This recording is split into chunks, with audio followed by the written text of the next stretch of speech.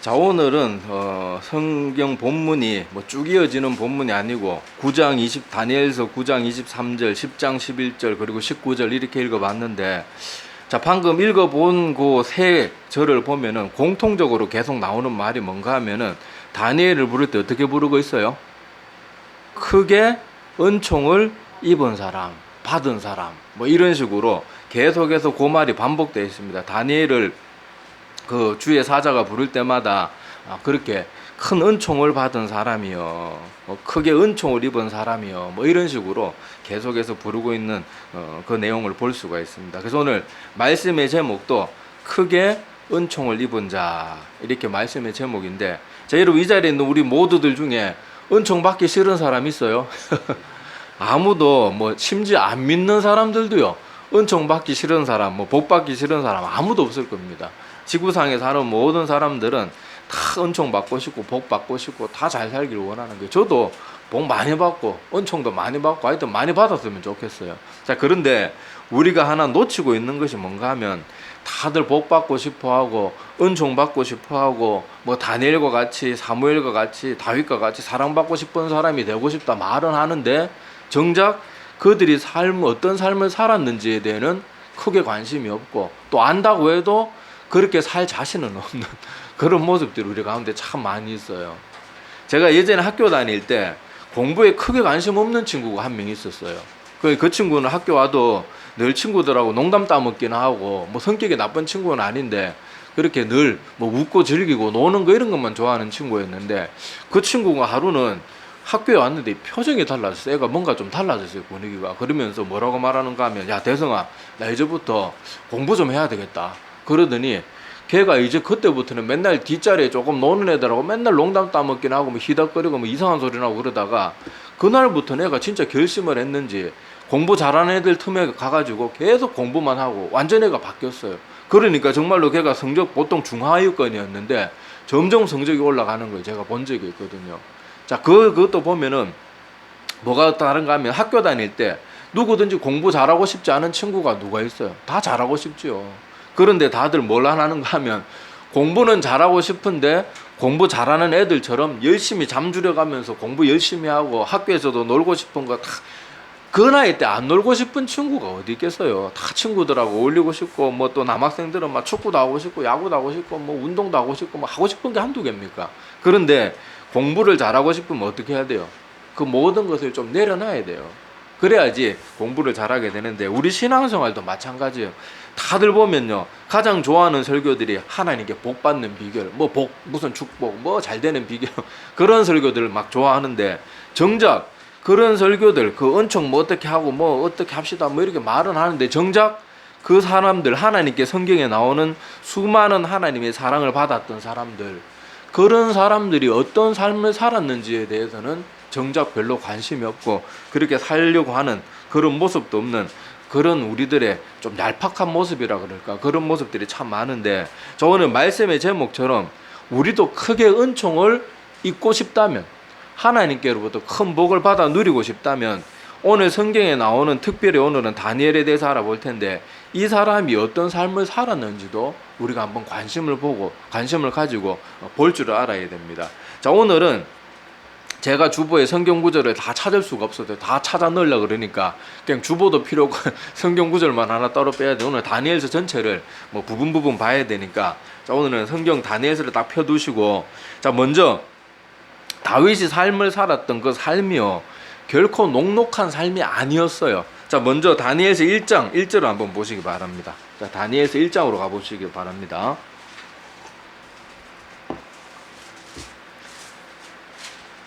자, 다니엘은 어린 시절 어떤 일을 겪었는가 하면요, 전쟁을 겪었어요. 전쟁. 말이 전쟁이지 일방적으로 박살나는 그런, 나라가 완전 패망하는 그런 상황 가운데 있었습니다. 자, 먼저 다니엘서 1장 1절에 보면요, 자, 1장 1절과 2절을 볼 겁니다. 자, 제가 읽어드릴 테니까 여러분들은 눈으로 한번 보시기 바랍니다. 자, 유다 왕 여호야김이 다스린 지 3년이 되는 해에 바벨론 왕 느부갓네살이 예루살렘에 이르러 성을 에워쌌더니, 주께서 유다 왕 여호야김과 하나님의 전 그릇 얼마를 그의 손에 넘기심에 그가 그것을 가지고 신할 땅 자기 신들의 신전에 가져다가 그 신들의 보물 창고에 두었더라. 자, 이렇게 기록이 되어 있습니다. 그러니까 다니엘은요, 어린 시절 분명히 자기들은 하나님의 백성이다, 우리는 하나님을 믿는 주의 백성이다, 맨날 그걸 듣고 자랐는데, 정작 이 다니엘이 10대 초중반 정도 나이 됐을 때, 지금 우리나라로 말하면 초등학생 뭐 5, 6학년이나 뭐 중학교 1, 2학년 된 그 어린 나이란 말이에요. 그 시절에 뭘 받는가 하면, 분명히 우리나라는 하나님이 지켜주시는 나라다, 우리 민족은 하나님께 택함 받은 백성이다, 맨날 그런 말을 듣고 자랐는데, 정작 자기가 어린 사춘기 그 딱 그 나이잖아요. 그 나이 때 그 사람이 눈으로 다니엘이 목격한 게 뭔가 하면요, 느부갓네살이 와서 자기 나라를 마음대로 유린하는 걸 봤어요. 사람들 마음대로 잡아가고 아름다운 여인들도 다 잡아가고요, 나라는 완전 엉망진창을 만들어 놓고 용맹했던 전사들은 다 잔인하게 죽여버리고, 그런 끔찍한 광경을 목격했단 말이에요. 근데 더 충격적인 뭔가 하면, 하나님이 성전만큼은 반드시 지켜주신다 그랬는데 하나님의 성전까지도 어떻게 돼요? 오늘 말씀해 보니까 이 이방 그런 민족들의 손에 성전도 다 파괴되고, 심지어 하나님의 보물, 그러니까 이스라엘 백성들이 가장 좋은 것들은 예루살렘 성전에 다 갖다 놨는데 그것까지도 다 빼앗기고 훔쳐가는 걸, 말이 훔쳐가는, 강제로 약탈해 가는 걸 다 봤다는 거예요. 그러면 우리 어린 나이에 그 모든 것을 봤으면 어떤 마음이 들까요? 하나님 살아계신다더니 이거 뭐냐 이게, 아마 그런 생각이 들 수 있을 텐데요. 자, 다니엘은 그 모든 일을 겪고도요, 그 믿음이 흔들리거나 부정적인 사람으로 변하거나 삐뚤어지거나 그런 모습이 없었어요. 바로 그 내용이 뒤에 나옵니다. 자, 이제 다니엘서 1장 3절부터 7절을 한번 보겠습니다. 자, 다니엘은 어렸을 때 이 모든 전쟁과 말이 전쟁이지 일방적으로 당한 거거든요. 나라가 패망을 당하고 사람들이 잡아 죽임을 당하거나 사람들이 잡혀가고 자기 나라가 철저하고 끔찍하게 멸망당하는 걸 눈으로 목격했어요. 자, 그런데도 자, 다니엘서 1장 3절에서 7절에 보면, 왕이 환관장 아스부나스에게 말하여 이스라엘 자손 중에서 왕족과 귀족 몇 사람, 곧 흠이 없고 용모가 아름다우며 모든 지혜를 통찰하며 지식에 통달하여 항목에 익숙하고 왕궁에 설만한 소년을 데려오게 하였고, 그들에게 갈대아 사람의 학문과 언어를 가르치게 하였고. 자, 느부갓네살은 여러 나라를 정복했는데 어떤 정책을 펼쳤는가 하면, 그 땅에 훌륭한 인재들은 자기 나라로 데리고 와가지고 완전히 세뇌 교육을 시켜가지고 자기 것으로 만드는 거예요. 그러니까 어떻게 보면 좀 지혜로웠다고 볼 수 있죠. 얍삽했다고 볼 수 있는데, 하여튼 그런 식으로 했는데, 그 중에 누가 뽑혔는가 하면 다니엘과 3명의 친구가 뽑혔어요. 자, 그런데 이들을 어떻게 했는가 하면 3년 동안 이들을 교육했습니다. 실제 역사의 기록에도요, 그 중동 지방의 페르시아 제국의 이런 나라들이 이런 식으로 인재들을 많이 세뇌시켜서 자기들이 흡수했던 그런 기록들이 역사 기록으로 남아 있습니다. 보통 14세 정도 되는 그런 소년들을 어렸을 때부터 데려와서 철저하게 막 교육시킨 거예요. 그런 식으로 했는데, 느부갓네살도 그런 식으로 했던 모양입니다. 자, 그래서 어떻게 했는가 하면, 자, 다니엘서 1장 5절에서 7절 계속 보면요, 또 왕이 지정하여 그들에게 왕의 음식과 그가 마시는 포도주에서 날마다 쓸 것을 주어 3년을 기르게 하였더니 그 후에 그들은 왕 앞에 서게 될 것이더라. 그들 가운데는 유다 자손 곧 다니엘과 하나냐와 미사엘과 아사랴가 있었더니 환관장이 그들 이름을 고쳐 다니엘은 벨드사살이라 하고, 하나냐는 사드락이라 하고, 미사엘은 메삭이라 하고, 아사랴는 아벳느고라 하였더라. 그러니까 이방 신들의 이름을 가지고 막 다 이름을 고쳐버리는 거예요. 자, 이런 식으로 했는데, 자, 8절 보세요. 자, 8절이 중요한데, 8절이 이 뭐드니까 이 외국에, 그러니까 이 느부갓네살이 다스리는 바벨론 제국에 잡혀가가지고 지금 철저하게 세뇌 교육을 당할 그런 처지에 놓였단 말이에요. 그리고 음식도 뭘 먹어야 돼요? 그 왕이 지정해준 음식만 먹어야 돼요. 자, 그런데 8절 보면 다니엘은 지금 분명히 하나님이 지켜주신다고 하는 나라와 민족과 성전이 철저하게 농락당하고 멸망당하고 파괴당하는 걸 봤으면 그 믿음이 약해질 법도 한데, 전혀 그렇지 않고 8절 따보세요. 다니엘은 뭘 정했다고 나옵니까? 뜻을 정했다. 마음을 정하고 믿음을 지키겠다고 마음을 작정한 거예요. 자, 그러면서 왕의 음식과 그가 마시는 포도주로 자기를 더럽히지 아니하리라 하고, 자기를 더럽히지 아니하도록 환관장에게 구했다, 이렇게 나옵니다. 자, 이게 뭔가 하면, 자, 왕의 음식은 그 고기들을 말하고, 포도주도 뭐 여러분 뭐 말이 뭐 옛날에는 어쩔 수 없이 물이 귀한 그런 시절이었기 때문에 물과 포도주를 같이 그렇게 섭취하는 그런 게 있었지만은 다니엘은 여기 왕이 정해주는 음식, 특히 고기를 먹지 않기로 하고 또 포도주로 자기를 더럽히지 않기로 작정을 한 거예요. 자, 근데 특별히 다니엘이 뜻을 정한 것 중에 왜 고기는 먹지 않고 채소만 달라고 그 뒤에 보면은 그런 말들이 나오는데 왜 그걸 요구했는가 하면 그때 당시 이방 사람들은요, 구약 성경에 보면은 이스라엘 백성들이 먹을 수 있는 그런 고기들이 정해져 있어요. 쉽게 얘기하면 소고기는 먹어도 되고 돼지고기는 먹으면 안 돼요. 그죠? 그리고 토끼도 여러분 뭐 채식하는 동물이지만은 토끼는 발굽이 없는, 그리고 발가락이 있는 그런 동물이기 때문에 또 토끼도 먹으면 안 되고 뭐 그런 식으로 복잡한 규례가 있잖아요. 근데 여러분 알다시피 이방 사람들은 그런 거 따졌어요, 안 따졌어요? 안 따지고 또 제일 중요한 건 뭔가 하면 그때 당시 대부분의 고기나 이런 것들은요 다 신 앞에서 잡아서 신전에서 그냥 뭐 한번 들었다 놨든지 어땠든가 하여튼 한번 그런 뭐 제사의 음식 하듯이 하여튼 그런 식으로 뭔가 이방적인 그런 신 앞에 한번 들여졌다가 오는 경우가 대부분이었어요. 그리고 피를 뿌려서 먹기도 하고. 그러니까 당연히 이스라엘 백성들, 하나님의 백성들은 그 고기를 먹어야 되겠어요? 안 먹어야 되겠어요? 안 먹어야 되는 거예요. 그런데 여러분 생각해 보세요. 지금 다니엘이 어떤 입장입니까? 포로로 잡혀가 있는 상태란 말이에요. 그런데 주면 주는 대로 먹어야지 이거 못 먹겠습니다 이렇게 말하면 아니 이게 정신이 나갔나, 야 이거는 얘는 아우지 보내버려 이렇게 할 수도 있는 상황이란 말이에요. 근데 다니엘이 하나님께 뜻을 정하니까, 자 9절 보세요. 다니엘 7장 9절에 보면 하나님이 다니엘로 하여금 환관장에게 은혜와 긍휼을 얻게 하신지라. 우리가 만약에 여러분 포로로 잡혀있는 백성이 뭐 우리가 알아서 음식 주는데 뭐 이거 못 먹겠습니다, 이거 주십시오 이러면 가만히 있겠습니까? 이게 미쳤나 막 이러면서 막 그럴 텐데, 자 이 다니엘이 뜻을 정하니까 환관장이 분명히 뭐 얘들 마음대로 왕 앞에 서기 전까지는 보고 싹수가 노랗다, 뭐 재능이 없다 그러면 다 죽이 없어도 상관없는 사람이란 말이에요. 자 그런데도 환관장에게 하나님께서 마음을 움직여 주시는 거예요. 그리고 다니엘도 지혜롭게 말합니다. 자 뭐라고 말하는가 하면, 자 우리는 뭐 고기와 포도주를 안 먹겠습니다 뭐 이렇게 말을 하니까, 자 10절에는 환관장이 이렇게 말합니다. 야 니들이 이렇게 주는 음식 안 먹고 만약에 너희들이 다른 사람들보다 이렇게 배짱 마르고 뭐 얼굴빛이 안 좋고 이러면 내 목이 달아날 수 있다. 나는 너희들을 최대한 보기 좋게 키워야 될 의무가 있는 사람이다. 그렇게 말하면서 안 된다는 식으로 얘기하니까, 자 다니엘이 어떻게 지혜롭게 말하는가 하면, 자 12절 보십시오. 청하오니 당신의 종들을 열흘 동안 시험하여 채식을 주어 먹게 하고 물을 주어 마시게 한 후에, 자 13절 당신 앞에서 우리의 얼굴과 왕의 음식을 먹는 소년들의 얼굴을 비교하여 보아서 당신이 보는 대로 종들에게 행하소서 이렇게 말합니다. 그러니까 다니엘은 무작정 막 우리는 못 먹겠습니다 막 이렇게 막 무대뽀로 그렇게 나간 게 아니고 지혜롭게 말한 거예요.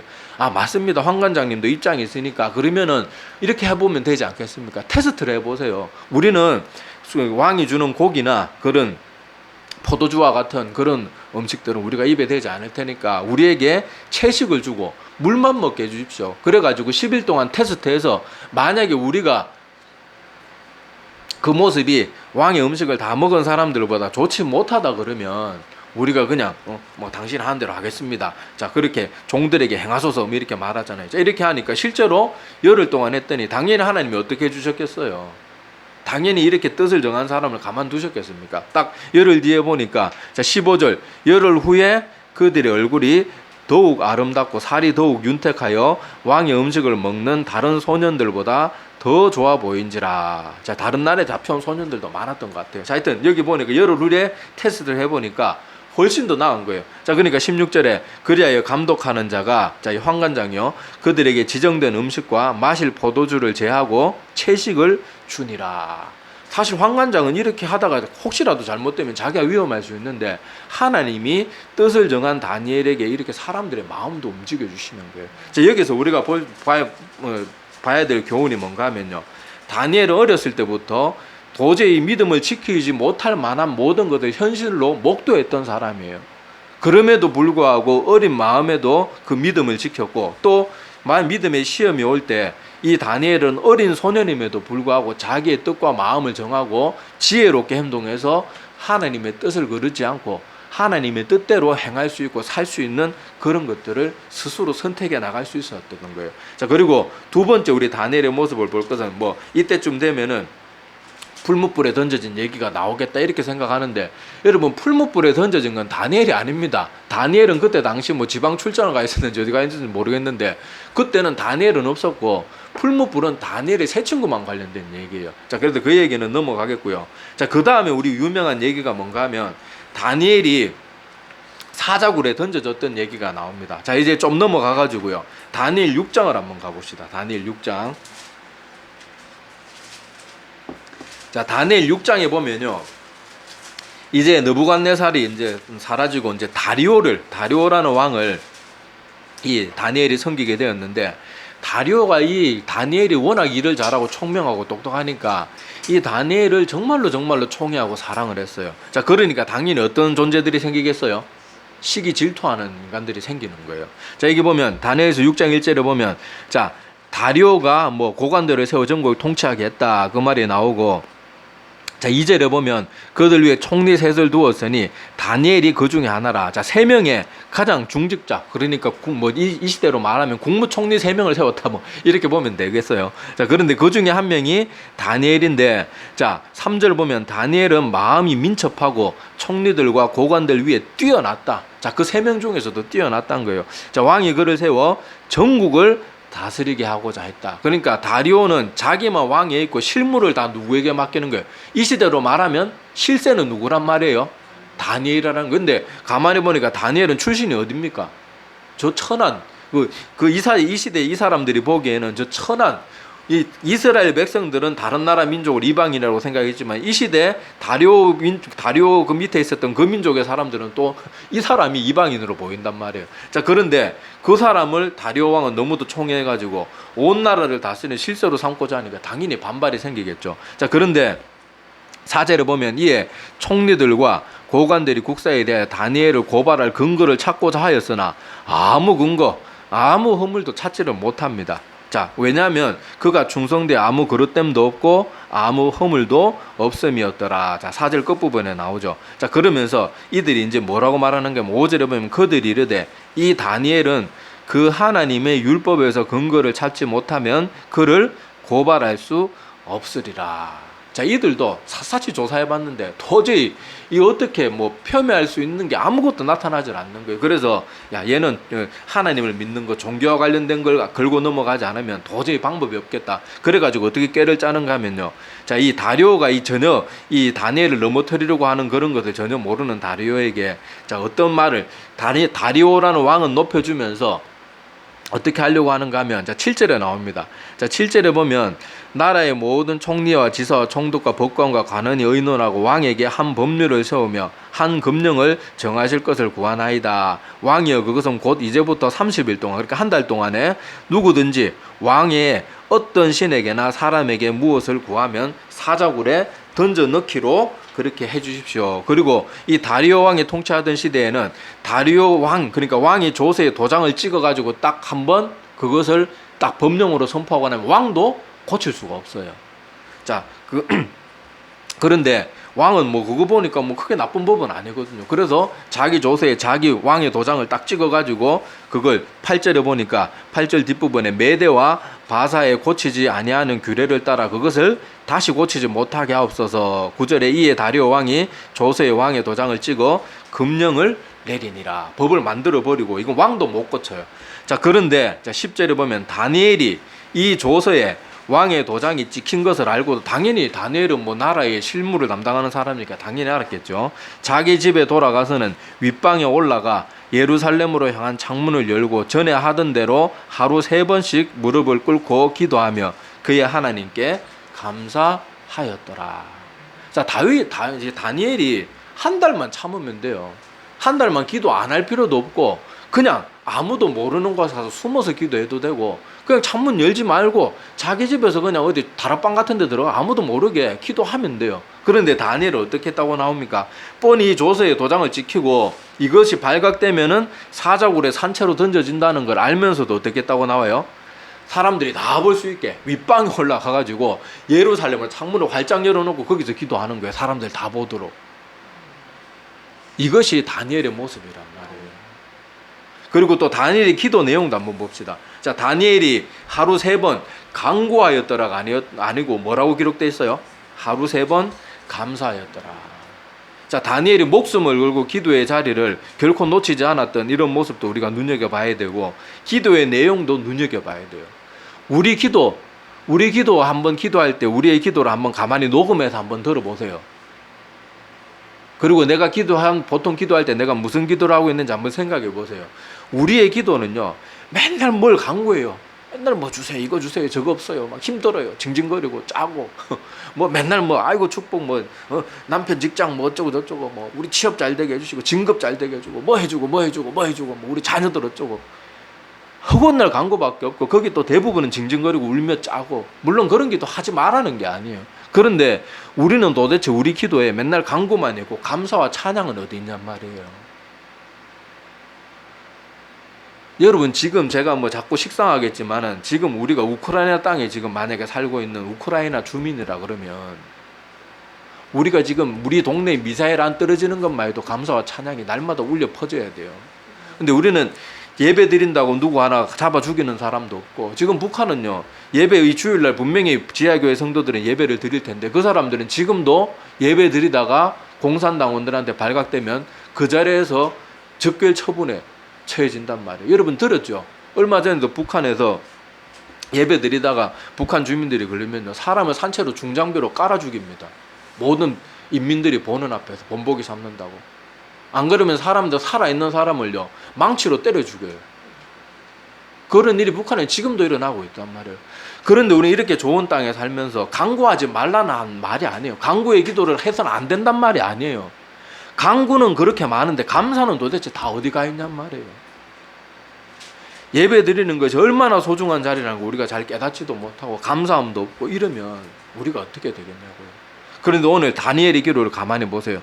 다니엘은요, 지금 어린 시절에 잡혀와가지고 외국 땅에서 하기 싫은 일을 해가면서 평생을 여기서 살고 있는데, 다니엘은 그렇게 자기도 얼마나 고향에 그립겠어요.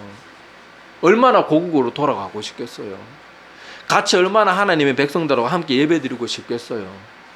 그 모든 것을 못함에도 불구하고 다니엘은 하루 3번 목숨을 걸어가면서까지 감사하는 일을 게을리하지 않은 거예요. 이걸 또 다니엘의 모습을 통해서 우리가 눈여겨봐야 됩니다. 그 다음 얘기는 우리 다니엘에서 6장 14절에 쭉 나오지만은, 자, 다리오 왕이 다니엘을 얼마나 사랑했는가 하면 결국 이것이 발각돼 가지고 그 다니엘을 잡아 죽이려고 하는 사람들한테 고발을 당하고 다니엘은 결국 사자굴에 던져집니다. 근데 다리오 왕이 얼마나 이 다니엘을 사랑했는가 하면요, 다니엘이 사자굴에 던져지고 나서는 이 사람이 밥도 안 먹었어요. 왕이 밥도 안 먹고 모든 오락을 다 거치고 잠도 안 자고 그냥 꼴딱 밤을 새운 거예요. 그리고는 그 사자굴에 가가지고 다음날 아침에 가가지고 다니엘아, 너의 하나님이 너를 지켜주시더냐, 그렇게 묻는 장면이 나오죠. 자, 그러니까 다니엘이 뭐라고 말합니까? 하나님께서 주의 천사를 보내주셔가지고 사자들이 입을 막고 저를 지켜주셨습니다. 그리고 저는 왕에게 아무것도 잘못하거나 해를 가한 일이 없습니다. 이 말을 듣고 다니엘이 그 다리오 왕이 이제 막 화가 머리 끝까지 난 거예요. 다니엘에게 화가 난 게 아니고 다니엘을 죽이려고 했던 사람들. 그래가지고 다리오 왕이 어떻게 합니까? 자, 그 다니엘을 참수하고 모함했던 그놈들 다 불러라, 가족들까지 다 불러라. 그래가지고 다니엘을 던져 넣었던 그 사자굴에 던져버리죠. 근데 성경 기록이 보면 얼마나 무서운가 하면요, 그들이 사자굴에 바닥에 닿기도 전에 사자들이 그냥 떨어지는 거 그대로 받아 움켜가지고 뼈째로 그냥 다 잡아먹었더라. 무서운 그런 기록이 있습니다. 자, 그래서 여기 보면 다니엘은요, 하나님께로부터도 큰 사랑을 받았지만은 사람으로부터도 사랑을 받는 거예요. 예수님에 대한 기록을 보면요, 예수님이 자라가면서 하나님과 사람에게 사랑스러워져 가시더라, 그런 기록이 있어요. 그러니까 하나님을 정말로 사랑하고 하나님 앞에 뜻을 세우고 하나님 뜻대로 사는 사람은요, 하나님께도 사랑받지만 사람들에게도 사랑받고 인정받아요. 물론 시기 질투하는 사람들은 분명히 어느 곳에나 나타납니다. 자, 그리고 마지막으로 다니엘의 모습은 늙어서의 다니엘의 모습도 한번 보았으면 좋겠습니다. 이제 다니엘 9장으로 넘어갈게요. 다니엘 9장. 자, 다니엘 9장 1절에서 3절을 보겠습니다. 자, 메대 족속 아하수에로의 아들 다리오가 갈대아 나라 왕으로 세움을 받던 첫 해. 그러니까 다니엘이 왕을 얼마나 많이 섬겼는지 모릅니다. 장수를 해가지고 자, 여러 명의 왕을 섬겼는데, 자 2절 곧 그 통치 원년에 나 다니엘이 책을 통해 여호와께서 말씀으로 선지자 예레미야에게 알려주신 그 연수를 깨달았나니 곧 예루살렘의 황폐함이 70년 만에 그치리라 하신 것이니라. 3절에 내가 금식하며 베옷을 입고 죄를 덮어쓰고 주 하나님께 기도하며 간구하기를 결심하고, 이 내용이 있습니다. 자, 여기 보니까 자, 다니엘은 나이가 늙어서도 여기 보면 책을 통해 여호와의 말씀으로 선지자 예레미야에게 알려주신 그 연수를 깨달았다는 말은 다니엘은 늙어서도 날마다 하나님의 말씀을 보는 것을 게을리하지 않았다는 걸 알 수 있고, 지금 다니엘이 봤던 성경책은 뭔가 하면 여기 예레미야서를 보고 있었던 거예요. 자, 예레미야서에 어떤 약속이 있어요? 너희들이 지은 죄 때문에 포로로 잡혀가게 될 것이지만 70년이 지난 후에는 내가 너희들을 돌이켜 줄 거다. 자, 근데 생각해 보세요. 다니엘이 잡혀갔을 때가 10대 초중반이었어요. 그리고 이제 70년이 다가오는 그런 해라 그러면 다니엘 나이가 적어도 몇 살 정도 됐겠어요?